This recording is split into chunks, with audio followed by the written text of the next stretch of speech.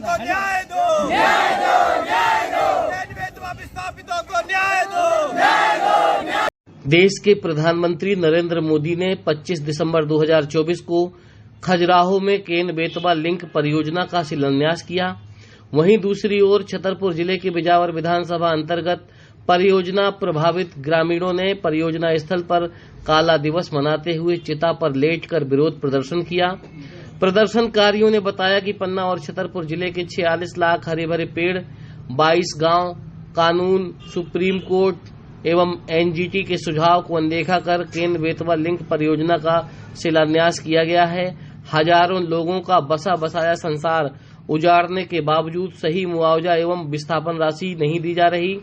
प्रभावितों के अधिकारों का खुलेआम हनन किया जा रहा है और प्रभावितों को पूरी तरह से अंधेरे में रखकर यह परियोजना का शिलान्यास किया गया है। इस संबंध में समाज सेवी एवं आम आदमी पार्टी के नेता अमित भटनागर ने क्या कहा, आप भी सुने।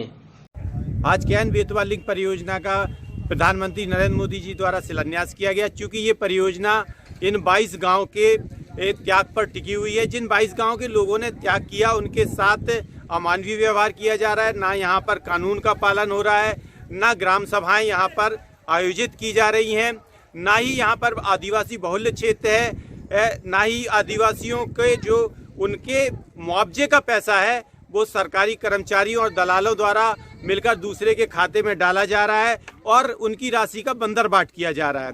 साथ ही ये परियोजना बहुत बड़ा पर्यावरणीय विनाश लेकर आ रही है। इसमें 46 लाख पेड़ों की बलि दी जा रही है और इस परियोजना में वन संरक्षण अधिनियम उसका भी पालन नहीं किया गया है। साथ ही में जब ये केस सुप्रीम कोर्ट में और एनजीटी में चल रहा है तब ऐसे समय में अपनी सुप्रीम कोर्ट और एनजीटी जैसी लोकतांत्रिक संस्थाओं का पालन नहीं करके उनके सुझाव को अनदेखा करके यहाँ आदिवासी अधिकारों के साथ अनदेखी हो रही है।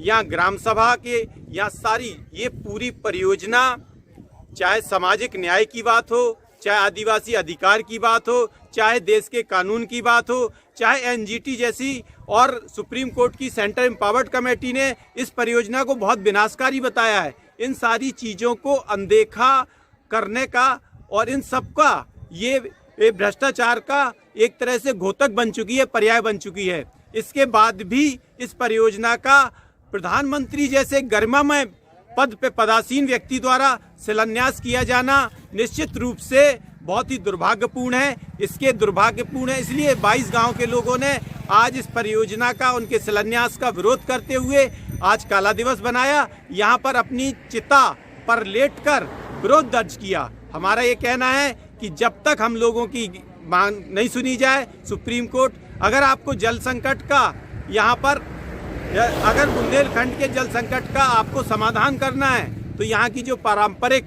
और पुरानी जो पद्धतियाँ हैं, यहाँ पर चंदेलकालीन तालाब हैं और बहुत सारी चीज़ें हैं जिनका आप संचयन कर बुंदेलखंड को स्थायी जल संकट दे सकते हैं। 46 लाख पेड़ काटकर आदिवासियों के अधिकार के साथ अन्याय कर गाँवों को उजाड़ कर आप विनाश लाएंगे और विकास नहीं कहेंगे इसे।